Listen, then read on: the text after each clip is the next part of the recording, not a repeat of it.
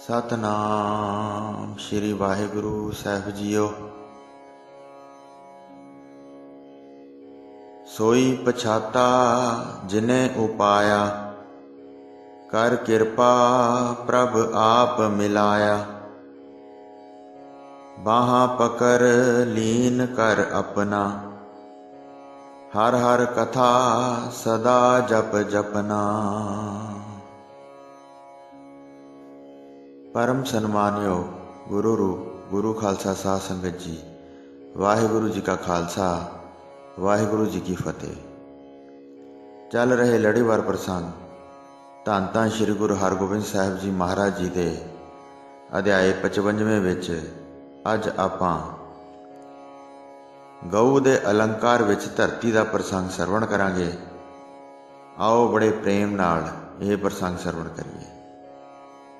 जिथे रावी दरिया वगदा है, उस तो उरले पासे ज्ञान दे सागर गुरु जी शिकार खेडते फिरते सन। जद महान जंगल वेख्या तां उत्थे एक मनुख आके मिलिया। हिंदू सी। पूर्ण गुरु जी नूं वेख के तुरंत चरण कमलों ते वंदना कीती। फिर हाथ जोड़ के गल दसी। नेड़े ही दुष्ट लोग गऊआं नूं मारदे हन। जिहड़ी उन्हां दे वस विच नहीं आउंदी है, उस नूं काबू करन लई शक्ति लाउंदे हन। यह सुण के सतगुरु जी ने उस नूं अगे ला लिया।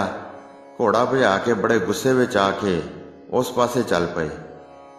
वह नेड़े ही सन, जाके वेखे ते तलवार कढ़ के तुरंत गुरु साहब ने झटका दिते। कुछ भज चले सन, उन्हां नूं घेर के मारिया, निक्के निक्के करके धरती ते सुट दिते। उन्हां दा पिंड नेड़े ही सी। जद पिंड वालियां ने रौला सुनिया तां उसे वेले चढ़ के आ गए। गंडासे बंदूकां संभालते आए। सामने मरे वेख के चीका मारन लग गए। गुरु जी की फिर सारी सेना अगे वधी ते बंदूकां ते तीर बहुत छड्डे। गोलियां लगण नाल इक्के बार मर गए सी।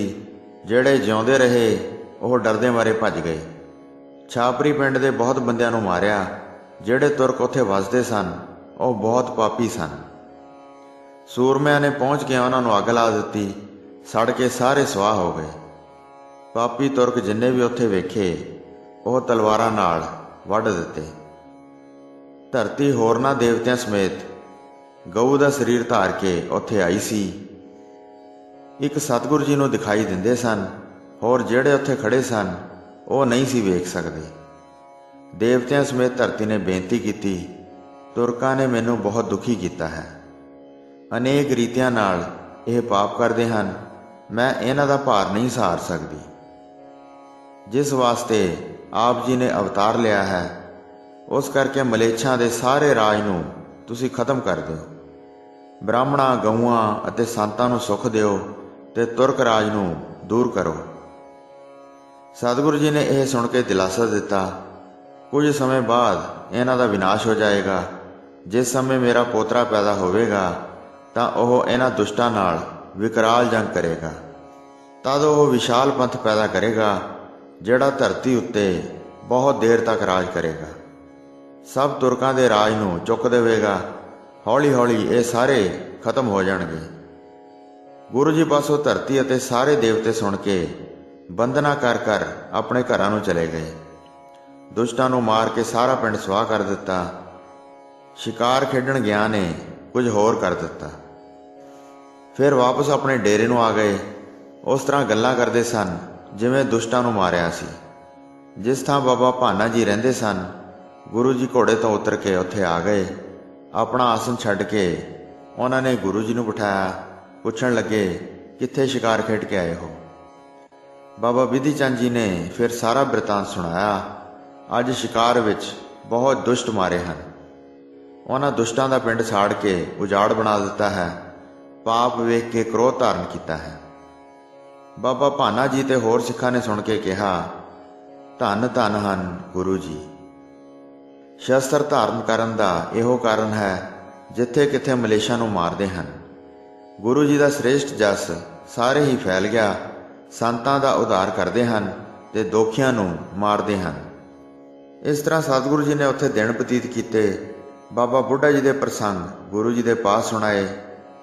ਸ਼੍ਰੀ ਕਰਤਾਰਪੁਰ ਵਿੱਚ ਸ਼੍ਰੀ ਗੁਰੂ ਨਾਨਕ ਦੇਵ ਜੀ ਰਹਿੰਦੇ ਸਨ। ਬਾਬਾ ਜੀ ਦੇ ਭਾਗ ਜਾਗੇ ਕਿ ਅਚਾਨਕ ਇੱਕ ਦਿਨ ਉੱਥੇ ਚਲੇ ਗਏ।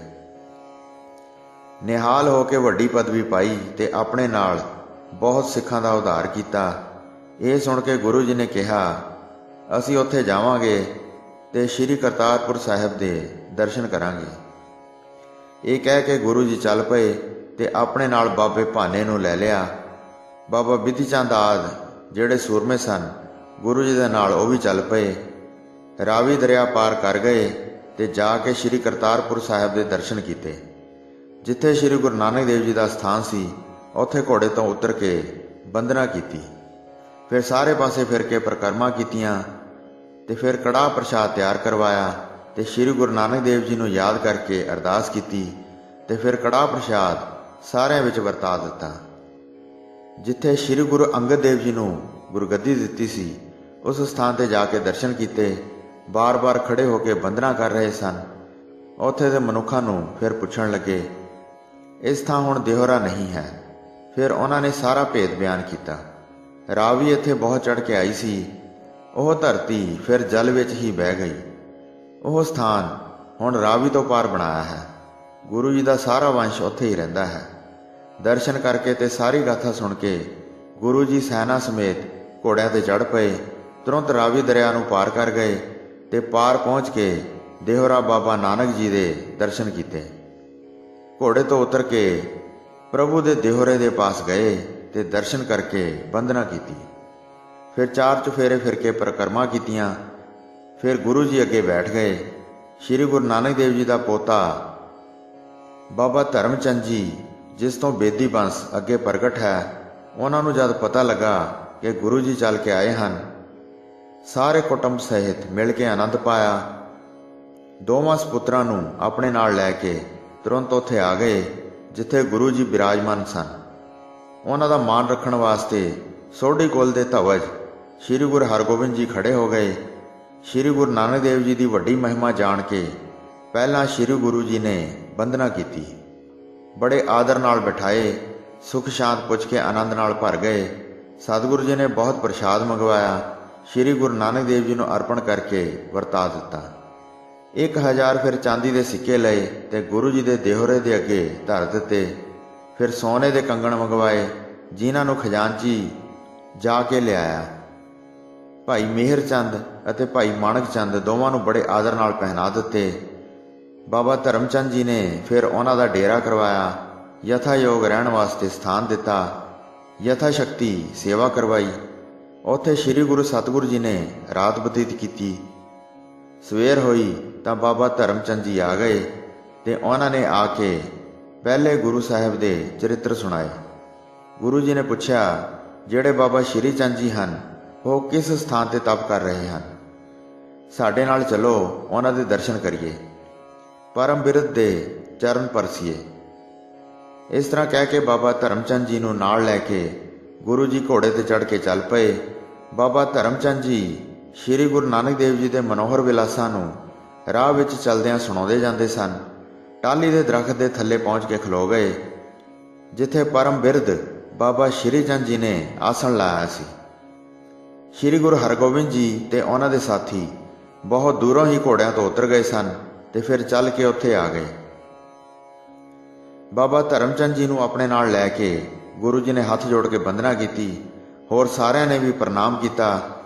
ਸ਼੍ਰੀ ਗੁਰੂ ਨਾਨਕ ਦੇਵ ਜੀ ਦੇ ਸਪੁੱਤਰ ਤਪ ਦੇ ਘਰ ਬੈਠੇ ਸਨ। ਬਾਬਾ ਸ਼੍ਰੀ ਚੰਦ ਜੀ ਬੜੇ ਆਨੰਦ ਨਾਲ ਬੈਠੇ ਸਨ। ਫਿਰ ਬਾਬਾ ਸ਼੍ਰੀ ਚੰਦ ਜੀ ਸਹਿ ਸੁਭਾਅ ਬੋਲੇ, ਹੇ ਪੁਰਖ, ਕਹੋ ਤੁਹਾਡੇ ਸਭ ਕੁਸ਼ਲ ਮੰਗਲ ਹੈ। ਜੰਗ ਕਰਕੇ ਤੁਸੀਂ ਬਹੁਤ ਦੁਸ਼ਟਾਂ ਨੂੰ ਮਾਰਿਆ ਹੈ। ਇਹ ਸੁਣ ਕੇ ਸ਼੍ਰੀ ਗੁਰੂ ਹਰਗੋਬਿੰਦ ਜੀ ਨੇ ਕਿਹਾ, ਤੁਹਾਡੀ ਕਿਰਪਾ ਨਾਲ ਸਾਡੇ ਸਭ ਕੁਸ਼ਲ ਮੰਗਲ ਹੈ। ਆਪ ਜੀ ਪਾਸੋਂ ਸ਼ਕਤੀ ਪਾ ਕੇ ਦੁਸ਼ਮਣਾਂ ਨੂੰ ਮਾਰਿਆ ਹੈ। ਵਿਸ਼ਾਲ ਰਣ ਖੇਤਰ ਵਿੱਚ ਤੁਸੀਂ ਹੀ ਸਹਾਇਤਾ ਕੀਤੀ ਹੈ। ਇਤਿਆਦ ਬਚਨ ਬਿਲਾਸ ਕੀਤਾ ਤੇ ਕਾਫੀ ਸਮਾਂ ਉਹਨਾਂ ਦੇ ਪਾਸ ਬੈਠ ਕੇ ਗੁਜ਼ਾਰਿਆ। ਫਿਰ ਹੱਥ ਜੋੜ ਕੇ ਆਗਿਆ ਲਈ ਤੇ ਉੱਠ ਕੇ ਗੁਰੂ ਜੀ ਨੇ ਚਰਨ ਬੰਦਨਾ ਕੀਤੀ। ਬਾਬਾ ਧਰਮ ਚੰਦ ਜੀ ਨੂੰ ਆਪਣੇ ਨਾਲ ਲੈ ਕੇ ਗੁਰੂ ਜੀ ਆਪਣੇ ਨਿੱਜੀ ਨਿਵਾਸ ਸਥਾਨ ਤੇ ਆ ਗਏ। 3 ਪਹਿਰ ਉੱਥੇ ਠਹਿਰ ਕੇ ਅੰਤਰਜਾਮੀ ਗੁਰੂ ਜੀ ਨੇ ਫਿਰ ਤਿਆਰੀ ਕਰ ਲਈ। ਦੇਹੋਰੇ ਨੂੰ ਜਾ ਕੇ ਫਿਰ ਬੰਦਨਾ ਕੀਤੀ ਤੇ ਗੁਰਸਥਾਨ ਦੀਆਂ 4 ਪਰਿਕਰਮਾ ਕੀਤੀਆਂ। ਫਿਰ ਬਾਬਾ ਧਰਮਚੰਦ ਜੀ ਨੂੰ ਮਿਲ ਕੇ ਘੋੜੇ ਤੇ ਚੜ੍ਹ ਪਏ। ਉਹਨਾਂ ਦੇ ਨਾਲ ਬਹੁਤ ਸੂਰਬੀਰ ਸਨ, ਜਿਨ੍ਹਾਂ ਦੇ ਮਨ ਬੜੇ ਆਨੰਦਮਈ ਸਨ। ਛੇਤੀ ਹੀ ਬਾਬਾ ਬੁੱਢਾ ਜੀ ਦੇ ਪਿੰਡ ਆ ਗਏ ਤੇ ਸੁੱਖਾਂ ਦੇ ਘਰ ਭਾਵ ਗੁਰੂ ਜੀ ਨੇ ਆਪਣਾ ਡੇਰਾ ਕੀਤਾ। ਪ੍ਰਤੀ ਦਿਨ ਕੋਈ ਨਵਾਂ ਹੀ ਵਿਲਾਸ ਕਰਦੇ ਸਨ।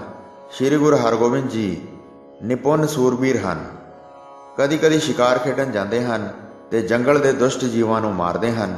ਜਿੱਥੇ ਵੀ ਜਾਂਦੇ ਸੀ ਬਾਬਾ ਭਾਨਾ ਜੀ ਉਹਨਾਂ ਦੇ ਨਾਲ ਹੀ ਰਹਿੰਦੇ ਸਨ ਤੇ ਉਹ ਸਤਿਗੁਰੂ ਜੀ ਦੀ ਸੇਵਾ ਕਰਕੇ ਪਰਮ ਸੁੱਖ ਪਾਉਂਦੇ ਸਨ। ਸੋ ਸਾਧ ਸੰਗਤ ਜੀ, ਇੱਥੇ 6ਵੀਂ ਰਾਸ ਦਾ 55ਵਾਂ ਅਧਿਆਇ ਸਮਾਪਤ ਹੁੰਦਾ ਹੈ ਜੀ। ਪ੍ਰਸੰਗ ਸੁਣਾਉਂਦੇ ਹੋਈਆਂ ਅਨੇਕ ਭੁੱਲਾਂ ਚੁੱਕਾਂ ਦੀ ਖਿਮਾ ਬਖਸ਼ਣੀ ਜੀ। ਦਾਸ ਨੂੰ ਆਗਿਆ ਦਿਓ। ਵਾਹਿਗੁਰੂ ਜੀ ਕਾ ਖਾਲਸਾ, ਵਾਹਿਗੁਰੂ ਜੀ ਕੀ ਫਤਿਹ।